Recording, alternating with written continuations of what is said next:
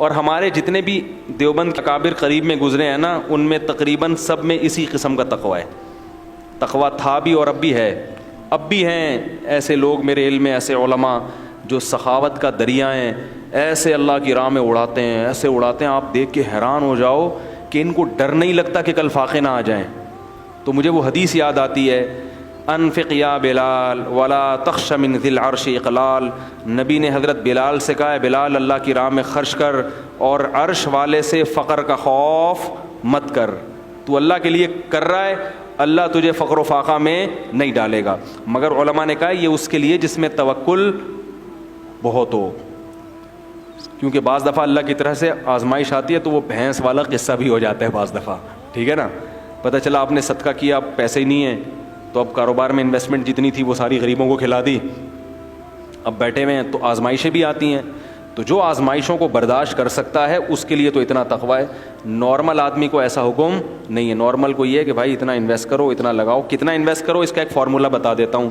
علماء کہتے ہیں آپ کی جو تنخواہ ہے نا، 1 سال کی تنخواہ آپ اسٹور کر لیں پہلے سے ایڈوانس میں، تاکہ آج اگر جاب چلی گئی تو 1 سال تک آپ کے جاب تلاش کرنے کا آپ کو موقع ملے، اور اس دوران آپ کیا کریں؟ بولو بھائی. خاص مثال 1 لاکھ اگر کسی کی تنخواہ ہے تو 12 لاکھ وہ جمع کر کے اسلامی بینک میں یا کہیں بھی کوئی پلاٹ لے کے ڈال دے. سمجھ میں آ رہی ہے بات؟ تاکہ اگر آج جاب کبھی چلی بھی جاتی ہے نا تو پھر لوگوں کے سامنے ہاتھ پھیلانے نہ پڑیں، اور پھر کم میں گزارا بھی نہیں ہوتا نا. جب 1 لاکھ کا عادی ہو گیا تو 50 میں گزارا بھی نہیں ہوگا. عادت خراب ہو جاتی ہے نا. اپنی نہیں ہوتے بیگم بچے ماریں گے پکڑ کے، بولیں گے وہ برگر کھلا رہا تھا ابھی پاپے پہ لے آیا ہمیں، وہ نہیں کھائیں گے پھر. تو 1 سال کا کیا کر لو؟ اسٹور، یعنی پہلے سے محفوظ کر لو. اتنا توکل، یعنی اتنا توکل بھی اس زمانے میں ٹھیک نہیں ہے کہ بالکل 1 روپیہ بھی نہ جمع کرو. اور علماء کہتے ہیں 1 سال سے زیادہ جمع کرنا یہ توکل کے خلاف ہے. اس کا مطلب سارا اپنا ہی پہ نظر ہے، اللہ پہ نظر بالکل بھی نہیں ہے. تو اعتدال کا راستہ یہی ہے، 1 سال کی تنخواہ اور پھر جتنی آ رہی ہے نا اسے بچاؤ نہیں، پھر کھاؤ بھی اور کھلاؤ بھی. صدقات و خیرات بھی کرو، خود بھی کھاؤ، دیسی گھی میں پراٹھے بنا کے کھاؤ، دیسی گھی میں کھانا بنا کے کھاؤ. یہ نہ بولا کرو پیسے ہی نہیں ہیں. بیان کرنا آسان ہے دیسی گھی پر، اور دیسی گھی کے مشورے دینا آسان ہے. جب خرید کے لاؤ تو پتہ چلتا ہے.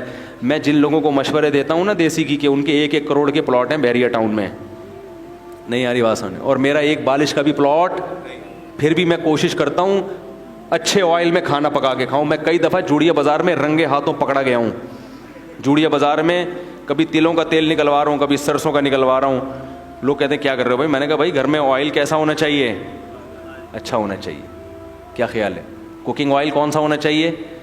کسی بھی حکیم سے پوچھو، سب سے بہترین کوکنگ آئل تلوں کا تیل ہے. سمجھ رہے ہو؟ جنرل نالج کے لیے بتا، نالج یعنی نالج تو ایسی ہے. یہ میں اس لیے بتاتا ہوں، دیکھو میرے پاس ایک میڈیا ہے نا، تو اس کے ذریعے بات پوری دنیا تک پھیل جاتی ہے. تو اپنا تجربہ شیئر کرنا چاہیے نا. تو خیر کی بات ہے، لاکھوں ملین لوگوں تک پہنچ جائے گی. کوکنگ آئل میں آج کل جو حکیم لوگ کا تجربہ ہے، کچھ ڈاکٹروں کا بھی، وہ کہتے ہیں سب سے بہترین کوکنگ آئل کون سا ہے؟ تیل خریدیں اور اپنے سامنے تیل نکلوائیں. سمجھ رہے ہو؟ پھر اس میں کھانا پکا کے کھائیں. تو وہ کیلشیم بہت ہے اس میں، ہڈیاں مضبوط ہوں گی. کینسر کے خلاف جسم میں مدافعات پیدا کرتا ہے. بچوں کو جو بستر پہ پیشاب نکل جاتا ہے نا بچوں کا، ان کو تیل کھلایا جاتا ہے. تو وہ تیل کھلائیں گے تو بچوں کا مثانہ بھی کیا ہوگا؟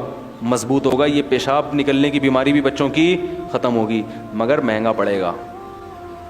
تو پلاٹ خریدنے سے بہتر ہے اس باڈی کے پلاٹ کو کیا کرو، اس کی فکر کرو پہلے.